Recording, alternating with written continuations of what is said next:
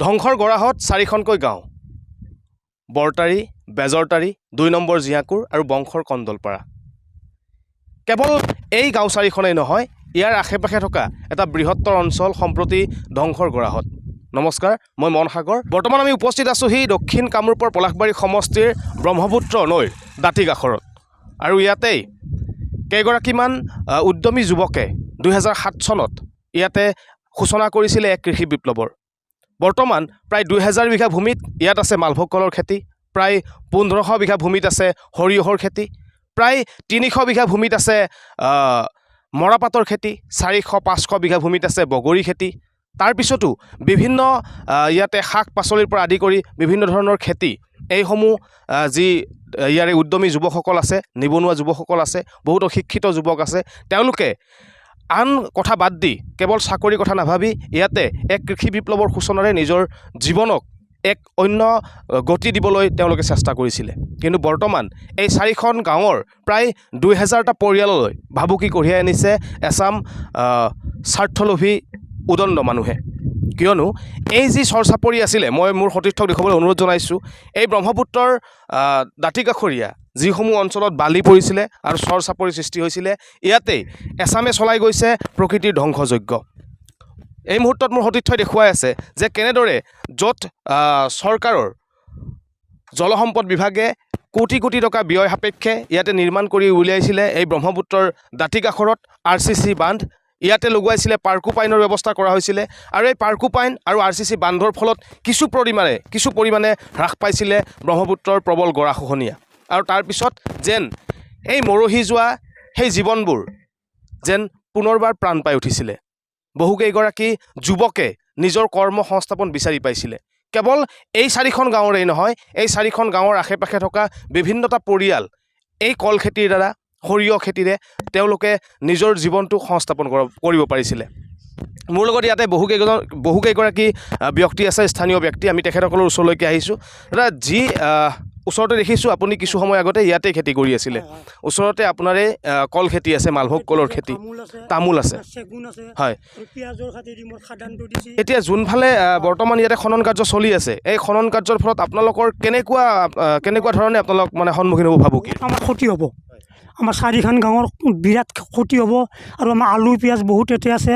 আৰু আমাৰ ইয়াতে যেতিয়া ইয়াতে খাদানটো খান্দিব, তাত তলতে এনেকুৱা এটা বাংমিল্লি হ'ব পানীৰ, সেই বাংমিল্লিটো চৰকাৰে জানা নাই। গতিকে বৰষুণৰ বাংমিল্লিৰ ওপৰত ঘূৰে, পানীৰ বাংমিল্লিৰ তলত ঘূৰে। গতিকে ৪-৫ বিঘা মাটি যেতিয়া মানে খহনীয়াৰ এটা উৎপাত হয়, উৎপাতটো মানে বহুত আগুৱাই যাব। গতিকে আমি এইটো ৰোধ কৰিবৰ কাৰণে আমি অনুৰোধ জনাইছোঁ চৰকাৰী মহোদয়ক, তাৰমানে হেমন্ত ছাৰক আমি অনুৰোধ কৰিছোঁ, একেবাৰে কৌটিমান নমস্কাৰ কৰিছোঁ। তেওঁলোকে যেন এই খানানটো যাতে বন্ধ কৰে, এই বিপৰীত পাইজটোক যাতে আমাৰ বন্ধ কৰি দিয়ে ছাৰ, এইখিনিয়ে মই মানে ক'বলগীয়া। হয়, কেইগৰাকীমান স্বাৰ্থলোভী ব্যক্তিৰ পকেট গৰম কৰাৰ বাবে চাৰিখনকৈ গাঁৱৰ হাজাৰ হাজাৰ পৰিয়াললৈ ভাবুকি কঢ়িয়াই আনিছে এই খনন কাৰ্যই। প্ৰকৃতিৰ ধ্বংসযজ্ঞ বৰ্তমান চলি আছে এই যি বৰতাৰী চৰাঞ্চলত। মই আকৌ এগৰাকী ব্যক্তিৰ ওচৰলৈকে আহিছোঁ, যিহেতুকে চৰকাৰে কেৱল ইয়াতে RCC বান্ধ বা পাৰ্কোপাইন লগোৱাই ইয়াতে সীমাবদ্ধ ৰখা নাই। ইয়াৰ যিসমূহ কৃষিজীৱী ব্যক্তি আছিলে, তেখেতসকলৰ কৃষিত সহায় হোৱাৰ বাবে তেখেতসকলে বিভিন্ন ধৰণৰ সঁজুলি এগ্ৰিকালচাৰ ডিপাৰ্টমেণ্টৰ পৰা বিভিন্ন সময়ত বিভিন্ন ধৰণৰ সা সঁজুলিৰে তেখেতসকলক সহায়ো কৰি আছে। বৰ্তমান আমি গম পোৱা অনুসাৰে যি বিশ্ব বেংকৰ দ্বাৰা ইয়াতে এপাৰ্টৰ ফালৰ পৰা দুটাকৈ পথ নিৰ্মাণ হৈছিলে 2022-23 চনত। এতিয়া দুটা ইয়াতে পথ নিৰ্মাণ হৈছিলে। লগতে আপোনালোকক বিভিন্ন সময়ত সৌৰ শক্তিকে আদি কৰি বিভিন্ন বীজৰ লগতে বিভিন্ন ধৰণৰ সা সুবিধা আপোনালোকক চৰকাৰে যোগান ধৰি আছে। তাৰপিছতো চৰকাৰৰ এইটো কেনেকৈ যে চৰকাৰক দৃষ্টি আকৰ্ষণ কৰিব পৰা যায়, যিহেতুকে ইয়াতে ইয়াতে ৰাস্তা যিটো RCC বান্ধ ইয়াতে নিৰ্মাণ হৈছে, তাৰ ফলত ব্ৰহ্মপুত্ৰ নদীখন বেলেগ দিশ এটাৰে গতি কৰিব আৰম্ভ কৰিছে, যাৰ ফলত ইয়াতে বালি পৰিছে, চৰ চাপৰি সৃষ্টি হৈছে। তাৰপিছত খনন কাৰ্য কোনে দিছে এই পাৰ্মিশ্যন? যে ইয়াতে আমি বিভিন্ন ধৰণৰ বিভাগবিলাকত গৈছোঁ, যে আমি ফৰেষ্ট বিভাগ বা DC মহোদয়ৰ ওচৰত গৈছোঁ, আমাৰ চাৰ্কুল অফিচ SDC মহোদয়ৰ ওচৰত গৈছোঁ। তেখেতসকলৰ মতে কোনো ইয়াতে পাৰ্মিশ্যন হোৱা নাই এতিয়ালৈ। গতিকে এতিয়া আমি এইটোও বুজি পোৱা নাই যে ইয়াতে কোনে তেনেকৈ খান্দিবলৈ অনুমতি দিলে, এক নম্বৰ কথা। আৰু ইয়াতে যিখিনি খনন কৰিছে আপোনাৰ, যে আমাৰ যি RCC বান্ধ আছে, পাৰ্কোপাইন আছে, তাৰ প্ৰায় 100 মিটাৰ নিলগতে খনন কাৰ্যটো আৰম্ভ হৈছে যে ইয়াৰ ফলত আমাৰ 2015 চনত আমাৰ বিনোদ চাচান ছাৰ যেতিয়া DC আছিলে তেখেতৰ কৃপাতে আমাৰ এই অঞ্চলটো বাচি গৈছে ইতিমধ্যে আমাৰ বহুতো কল বাগান এতিয়া নদীৰ মাজত আছে যে বহু দূৰলৈ আছিল আমাৰ কল বাগান যে তেতিয়া নদী খহোৱাৰ ফলত তেতিয়া বিনোদ চাচান ছাৰ আহিল তেখেতৰ মানে কৃপাত আমি এই RCC বান্ধটো পালোঁ তাৰ ফলত আমাৰ নদীটো গতিৰোধ হ'ল তাৰপিছত 2018 চনত আমাৰ মানে এই খেতি পৰিদৰ্শনৰ কাৰণে ভৱেশ কলিতা ডাঙৰীয়া আহিছিলে তেখেতে আহি আমাৰ ইয়াতে বহুকেইটা সৌৰশক্তি মানে পাম্প দিলে সৌৰশক্তি চালিত পাম্প দিছে গতিকে আমাৰ এই খেতিয়ক ৰাইজৰ সহায় হোৱাৰ কাৰণে তেখেতসকলে এই সহযোগখিনি আমাক ধৰক এগ্ৰিকালচাৰৰ ফালৰ পৰা দিছে বহুখিনি বছৰে বছৰে আমাক দি থাকে কিন্তু তেনেস্থলত এচাম দুষ্কৃতিকাৰীয়ে এনেকৈ নদীৰ কিনাৰত খান্দিবলৈ লৈছে যাৰ ফলত নেকি আমাৰ গোটেই কৃষকখিনি